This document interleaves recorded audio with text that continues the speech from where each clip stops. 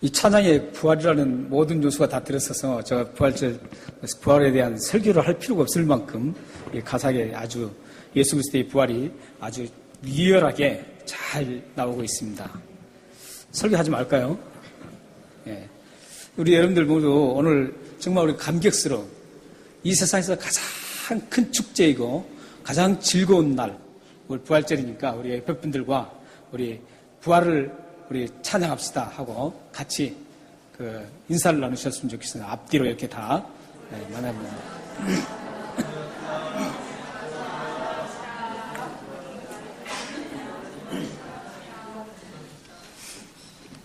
예, 이게 제 아이디어가 아니었습니다. 예, 장로님께서 이런 인사를 하면 얼마나 좋겠느냐 이렇게 말씀하셔서 딱 듣고 보니까 정말 그래요. 저 생각지도 못한. 그래서 이렇게 동료가는 장로님 계셔서 참 감사합니다. 예, 저 혼자 하려면 이런 것도 생각 못 하거든요. 근데 또 이렇게 말씀해 주셔서 이렇게 부활절날 이런 같이 인사를 나눌 수 있어서 참 좋습니다.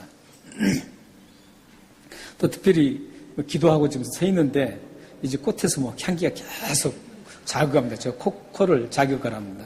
그래서 기쁜 날 또 이 꽃이 또 기쁘게 합니다. 그래서 다른 분 같으면 제가 이름을 공개 안 하는데 이분은 좀 이름을 공개했으면 좋겠다 이런 생각이 들어서 공개합니다.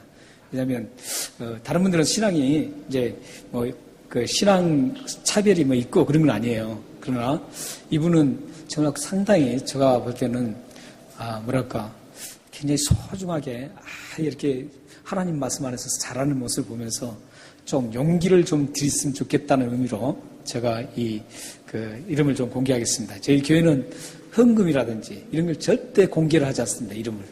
예, 그냥 공개를 하지 않습니다. 왜냐하면 하나님이 아시기 때문에. 근데 이것도 하나님이 아세요. 근데 그분에게 좀 용기를 좀 주는 의미에서 하겠습니다. 어떤 의미를 해서 여기 부활절날 꽃꽂이를 했는지 모르시지만 우리 이필순 성도님이 하셨어요. 예. 지금 신앙생활한 지 얼마 안 되셨죠? 근데 이런 아름다운 섬김을 하신다는 것에 대해서 저 감동을 받았습니다. 네, 그래서 하나님께서 아름답게 우리 이필순 성도님을 아름답게 멋지게 사용하시고 그 가문을 하나님께서 복되게 사용하실 것을 믿습니다. 세계 156개국의 행복 유엔에서 행복의 어느 나라가 가장 행복한가 그 행복도 조사를 한 데이터가 나온 것을 제가 보았습니다. 1위가 덴마크였습니다. 그리고 2위가 노르웨이, 그리고 3위가 스위스였습니다. 그리고 계속 쭉 순위가 나옵니다. 우리가 살고 있는 호주는 10위였습니다. 그리고 미국은 17위였고 한국은 몇 위일까요? 156개국 중에 한국이 몇 위 정도 될까 생각합니까? 네, 추측으로 한 분만 딱 받겠습니다. 몇 위 정도가 있어요? 용기 있으신 분들. 예, 우리 자매님. 예? 네, 150이요. 네, 자료마다 좀 달라요. 다르는데 올해 이제 행복도를 여러 각도에서 이제 하는데 행복을 느끼는 그 감에 있어서는 한국이 몇 위였었냐면 올해 이것은 지금 데이터가 2013년도의 데이터입니다. 올해 것은 아주 정확하게 아직 안 나왔어요. 근데 나온 통계를 보면 올해는 118국에 우리나라가 107위였다고 그래요. 근데 제가 가지고 있는 그러니까 2013년도에는 몇 위였었냐면 46위였습니다. 굉장히 차이가 많이 나죠. 그래서 이 데이터가 사실 정확하지 않다는 걸 말씀드리는 거예요. 예. 그러나 일단 이렇게 데이터가 쭉 나옵니다. 근데 북한은 조사 대상에서 제외가 됐다 그래요. 왜냐하면 북한에 대해서는 잘 모르기 때문에 앙케이트 조사도 할 수도 없고 해서 제외됐다고 합니다. 이거 지금 제가 말씀드린 순위는 유엔에서 발표한 겁니다. 행복의 날을 맞이해서 항상 3월 20일이 국제 행복의 날입니다. 여러분들 다음에 기억하시고 3월 20일 되면 싸울 일이 있어도 그때 함께 행복합시다 하고 웃으시길 바랍니다. 근데 이 재밌는, 북한도 아주 재밌는 이 발표를 했습니다. 북한이 발표했어요. 북한의 조선중앙통신 TV에서 세계에서 가장 행복한 나라가 어느 나라인가 그 순위를 거기서도 매겼는데 1위가 중국이었습니다. 그리고 2위가 북한. 아, 왜 웃으세요? 예, 그리고 3위가 쿠바, 4위가 이란, 한국은 152위, 그리고 미국은 203위. 이렇게 북한에서는 통계를 냈어요. 참 재미있죠? 물론 북한의 그 발표가 납득하기는 어렵습니다. 그렇지만 100% 틀리다고 말할 수도 없어요. 왜냐하면 물질이 풍부하고 이런 통계들은 그 통계가 물질이 풍부하고 삶의 질이 좋고 또 사회 환경이 안전하고 또 편리함, 현대 문명을 혜택을 잘 받는 나라 이걸 기준으로 해서 그거다 이런 통계를 냅니다. 그래서 1, 2, 3 쭉 적습니다. 그렇기 때문에 우리는 그 물질이 풍부하고 문명의 혜택을 받고 안전한 삶을 산다고 해서 그게 꼭 행복하고 또 물질이 없고 문화 혜택을 못 누린다고 해서 불행하라는 그런 말은 없습니다. 그러나 하지만 북한의 발표는 아무리 생각해봐도 객관성이 좀 떨어진 것 같아요. 객관성이 좀 떨어져요. 마치 꼭 코미디 얘기를 듣는 것 같죠. 누가 북한을 세계 2위의 행복나라라고 생각하겠어요. 북한 국민들도 그렇게 생각 안 하겠죠. 세뇌시키느라고 그렇게 하고 있습니다. 그러나 우리는 여기서 꼭 기억해야 할 것은 이런 통계를 묻는 통계조사를 보면 그 모든 삶의 질이라든지 이런 외적인 환경을 기준으로 해서 한다는 겁니다. 그 사람의 마음의 만족도보다는 외적으로 일어나는 그걸 통해서 사람들도 마찬가지죠. 그거에 대해서 행복의 반응을 그렇게 한다는 것이죠. 내가 좀 잘 살고 내가 좀 어떤 안전하고 건강하고 이랬을 때는 행복하다라고 그렇게 느끼게 된다는 것이죠. 그렇게 반응을 한다는 것이죠. 그러나 진짜로 그 마음속 깊이 들어가 보면은 그게 행복이 아니라는 것이죠. 행복이 아니에요. 그래서 이런 외적인 조건에 의해서 행복을 결정한다는 것은 이것은 조금 우리는 좀 생각해 봐야 할 문제들입니다. 오늘 우리들이 함께 보았던 말씀에 보면 가장 행복한 게 뭔가, 가장 즐거운 시간이 즐거운 게 뭔가, 가장 큰 기쁨이 뭔가를 우리에게 지금 전해주고 있습니다. 그건 물질도 아니고 우리 어떤 환경이 아닙니다. 오늘 말씀, 본문 말씀에 보면은 지상에서 그 어떤 행복한 조건보다도 그 어떤 기쁨과도 비교할 수 없고 바꿀 수 없는 그런 엄청난 행복한 사건, 큰 기쁨의 사건을 우리에게 지금 소개하고 있습니다. 그 사건이 바로 3일 만에 십자가에 죽으셨다가 3일 만에 다시 살아나시는 예수님의 부활 사건입니다. 이 사건보다도 더 큰 행복이 없습니다. 더 큰 축복이 없습니다. 더 큰 기쁨이 없습니다.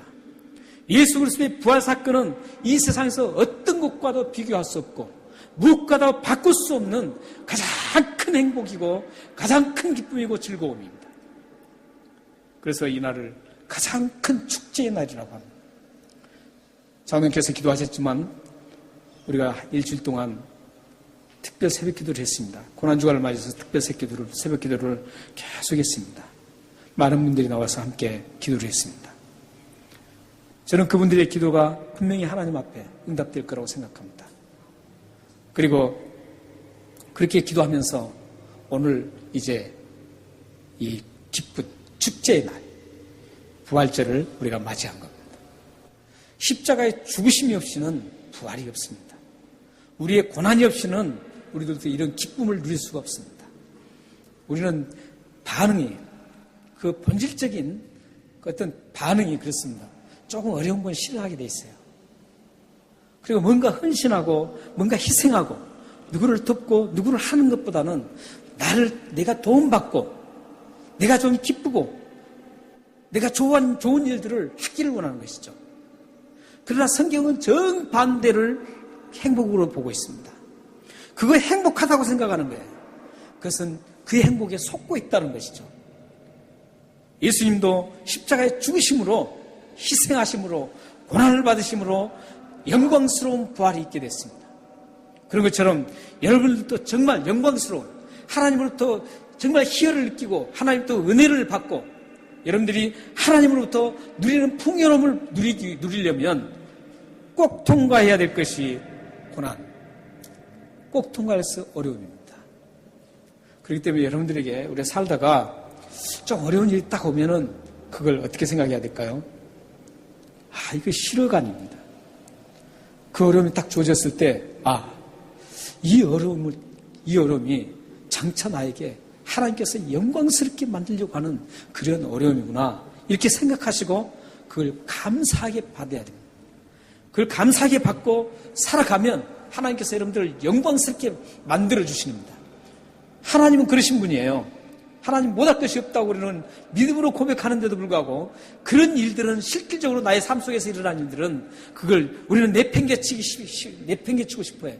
그러나 여러분들 앞으로 살아가는 그 많은 남은 날 동안 여러분들에게 일어나는 각종 어렵고 힘든 일들, 또 누구를 도와야 될 일, 누구를 또 가서 힘든 사람을 함께 해야 될 일들, 이런 일들이 생길 때는 여러분들이 기꺼이 즐거운 마음으로 하나님의 그 하실 일들을 믿고 함께 동참하시길 바랍니다. 그러면 여러분들에게 앞으로 훨씬 더 나은 하나님의 사람으로 아름답게 다듬어질 것입니다. 이 세상에서는 비록 여러분들이 만약에 가진 것이 없어도 하나님의 사람으로 아름답게 하나님 만드실 겁니다. 우리는 이런 예수 그리스도의 죽으신 다음에 부활하신 이 용서받은 그 믿음을 가진 여러분들에게는 오늘 이 부활주일이 축제의 날입니다. 가장 축제의 날이고 가장 행복한 날이고 가장 기쁜 날입니다. 믿으시나요? 그러면 그런 의미에서 여러분들은 축복을 받은 분들입니다. 여러분들 가진 것 없어도 축복받은 분들이에요. 지금 여러분들이 힘든 가운데 있어도 그 조건이 아무것도 아닙니다. 아무리 힘들어도 지금 힘들어도 여러분들은 지금 축복의 사람들입니다. 왜냐하면 예수 그리스도를 부활을 믿고 가장 큰 축복을 받은 사람이기 때문에 그렇습니다. 이 축복보다 어느 것보다도 다 바꿀 수가 없는 그런 축복을 여러분들은 가졌습니다. 여러분이 축복의 사람이라는 것을 16절, 18절에서 확연하게 증거해주고 있습니다. 한번 우리 함께 읽겠습니다. 16절, 18절입니다. 시작. 만일 죽은 자가 다시 살아나는 일이 없으면 그리스도도 다시 살아나신 일이 없을 터이요.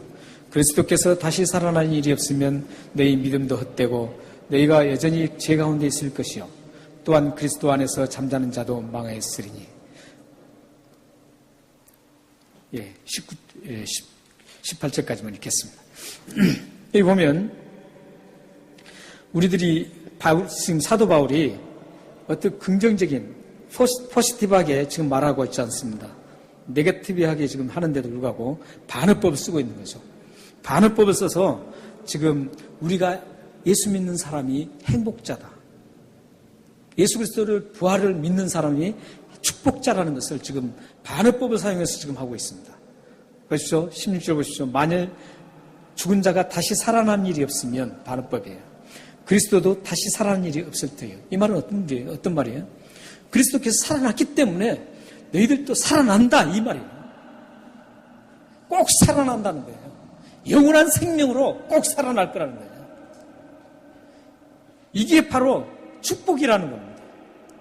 이게 우리의 축복이에요. 그러니까 여러분들이 살아나잖아요. 여러분 살아나나요?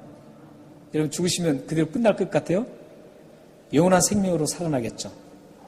사망에, 멸망으로 부활하는 게 아니라 우리는 영원한 생명으로 살아납니다. 예수를 믿는 자는, 부활을 믿고 예수님의 죽으심을 믿는 사람은 영원한 생명으로 살아납니다.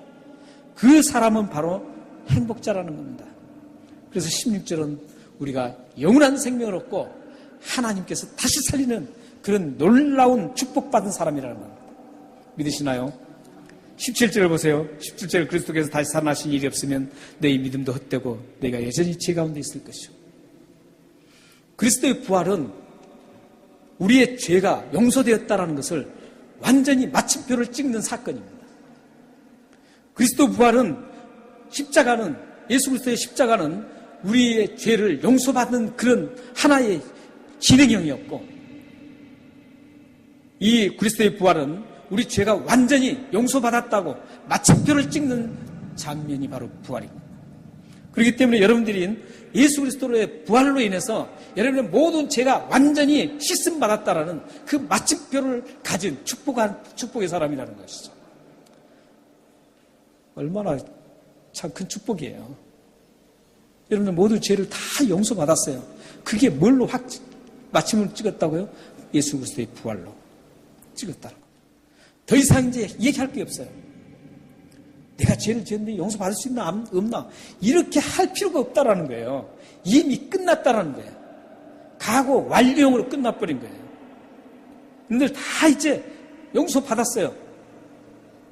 그런데 우리가 또 죄를 고백하잖아요. 그래서 또 다루는 부분이 또 복잡해요.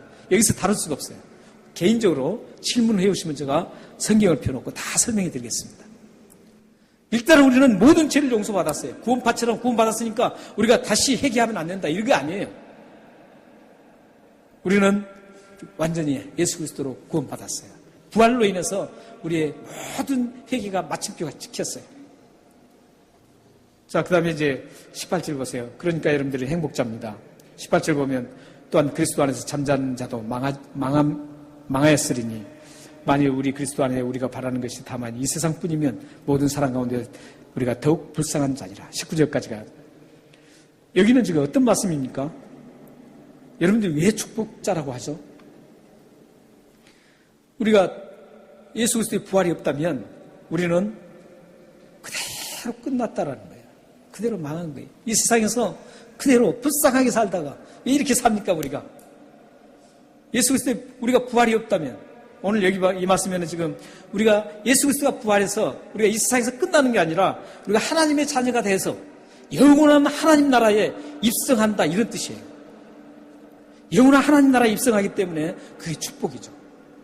만약에 우리가 이 세상에서 끝난다면 저 이렇게 안 삽니다. 저를 힘들게 한 사람 가만 안 둡니다. 저 힘이 좀 셉니다. 저 키가 작거든요.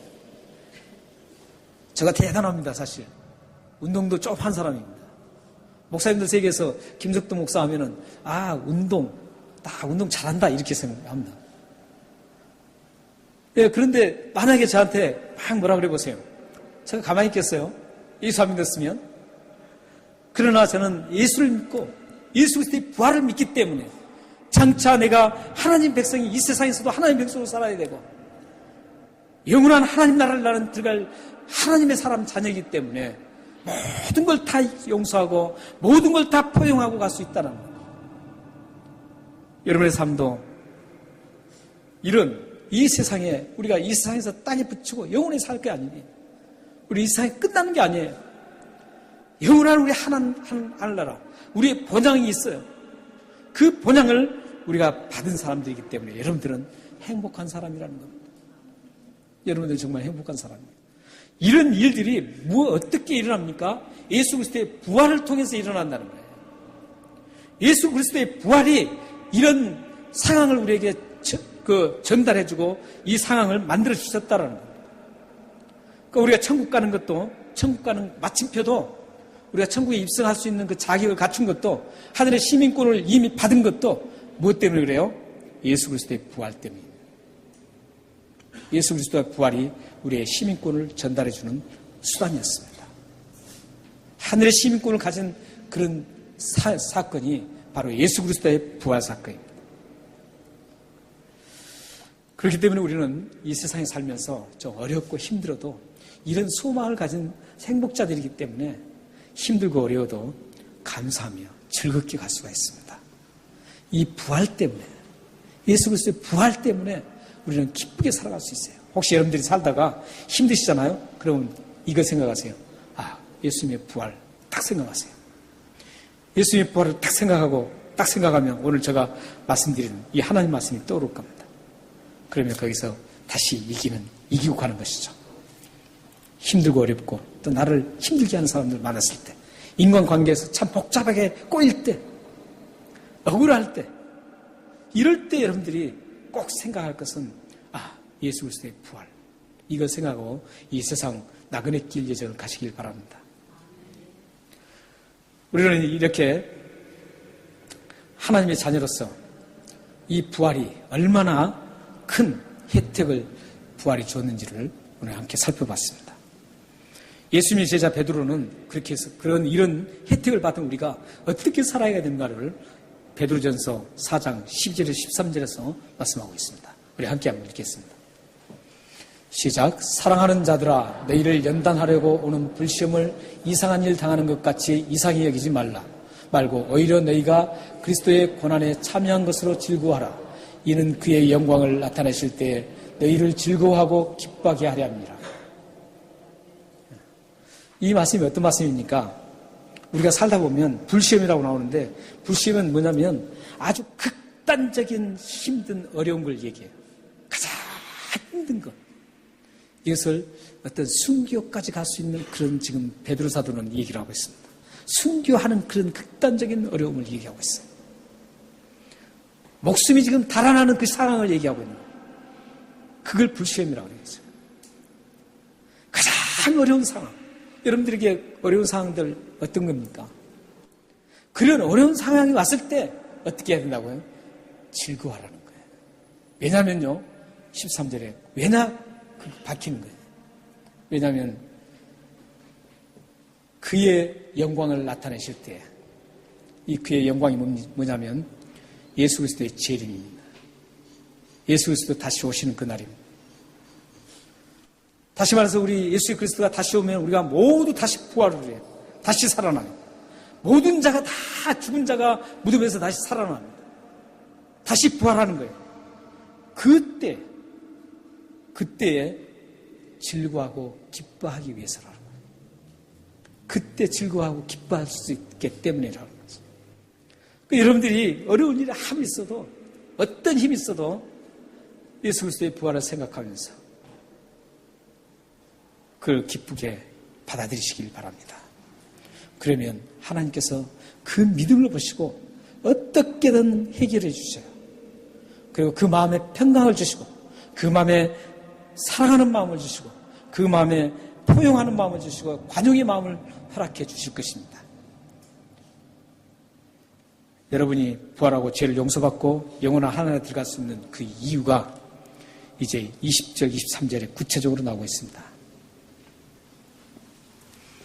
20절, 23절인데 우리가 어떤 20절만 한마디만 읽어도 됩니다. 20절만. 예.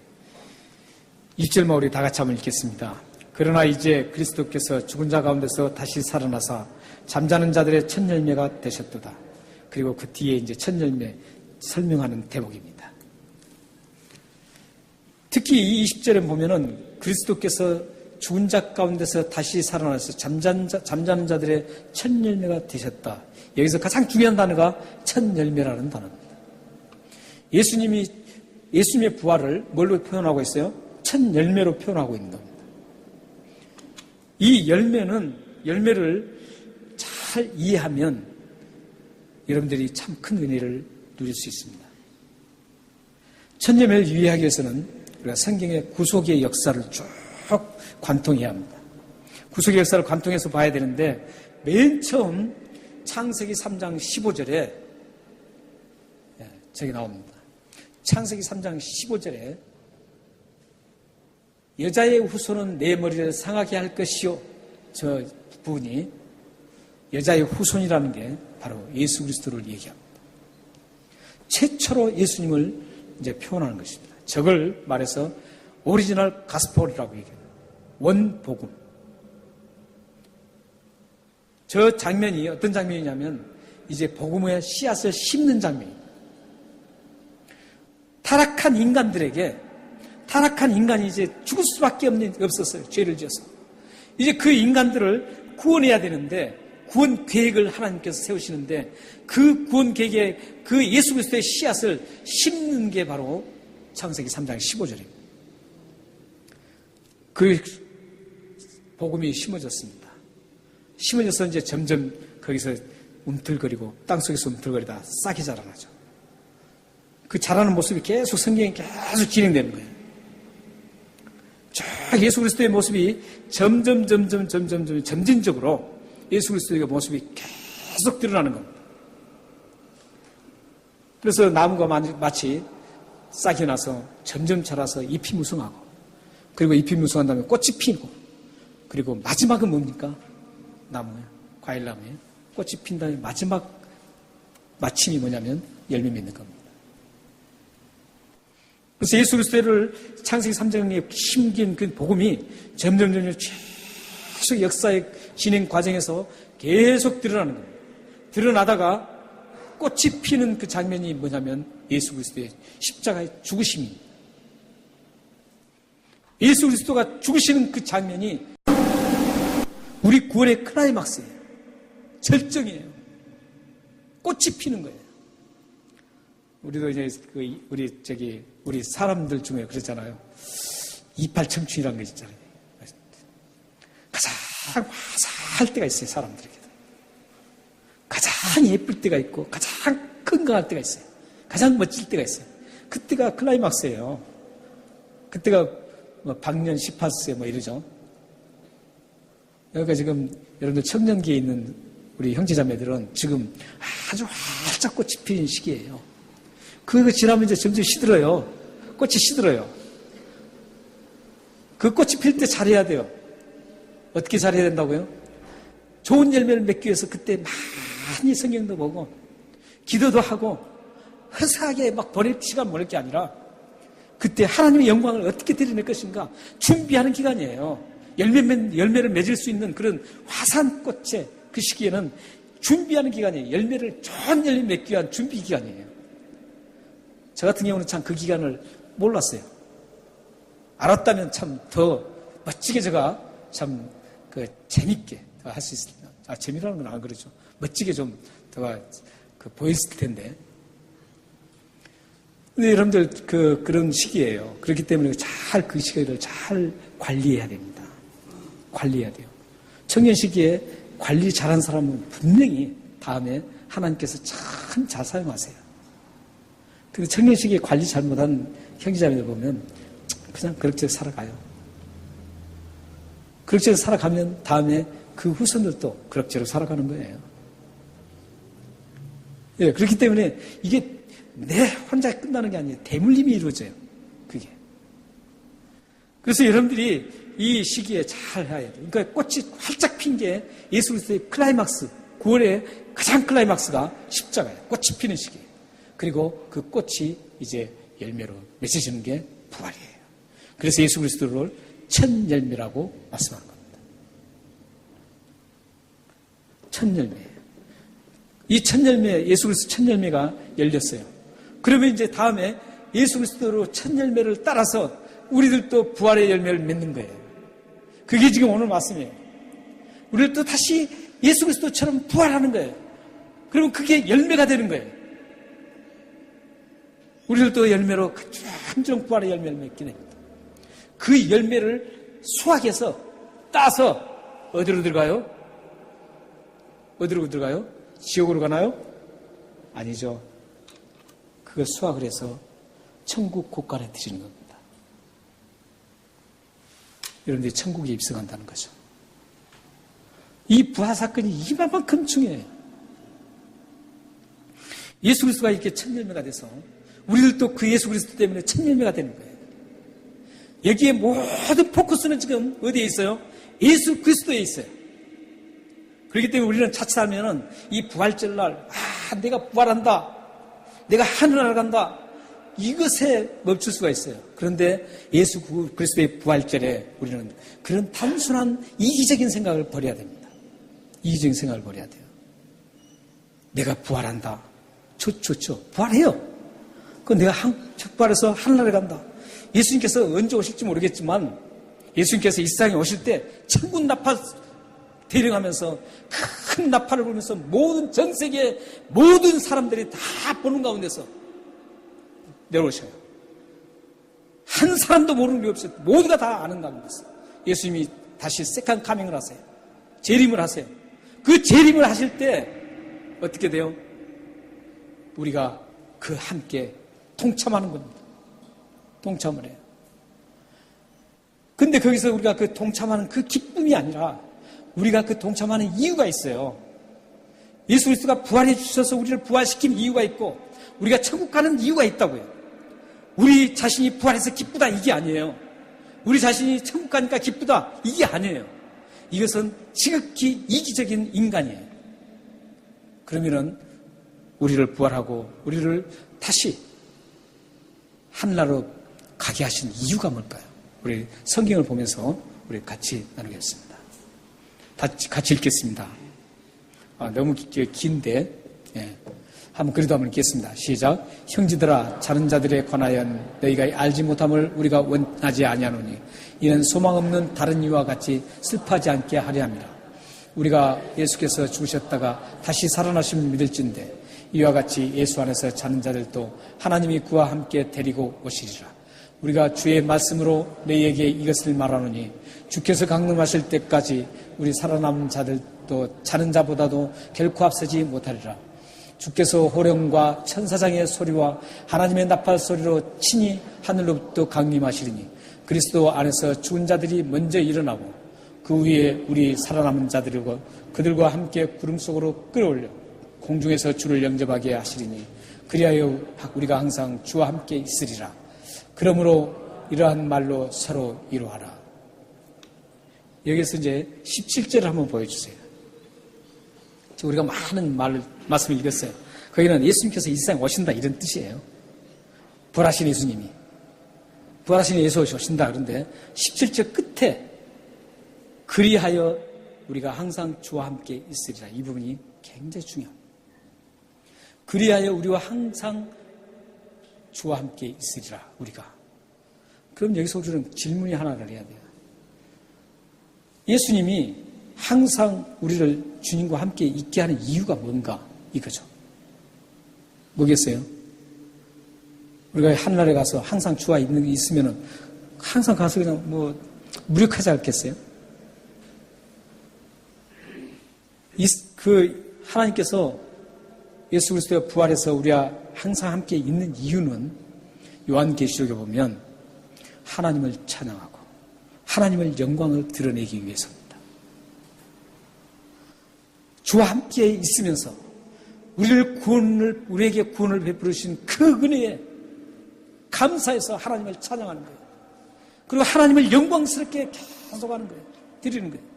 그걸 위해서 항상 함께 있으리라 이거예요. 그렇기 때문에 우리의 목표는 부활절날 오늘 부활주일 드린 여러분들은 이제 앞으로 삶에서도 내가 좀 잘되면 내가 기쁘고 내 잘될 것을 위해서 막 하는 게 아니라 나를 구원하신 그 하나님, 나를 다시 일으켜서 죽은 자 가운데서 일으켜서 천국으로 나를 들이실 그 하나님, 그 예수 그리스도의 그 은혜가 얼마나 큰지 알고 그 은혜에 대해서 감사하면서 하나님을 찬양하고 어떻게 하면 하나님을 영광을 드러낼 것인가 이런 삶으로 여러분들이 살아가야 된다는 것이죠. 앞으로 여러분들의 모든 삶이 여러분의 가정이 여러분의 자손들이 이 구원의 목적, 부활의 목적 이것을 정확하게 인식하고 하나님의 영광을 위해서 살아가는 그런 복된 가정, 복된 삶, 복된 자녀들이 되기를 주님으로 축원합니다. 기도하겠습니다.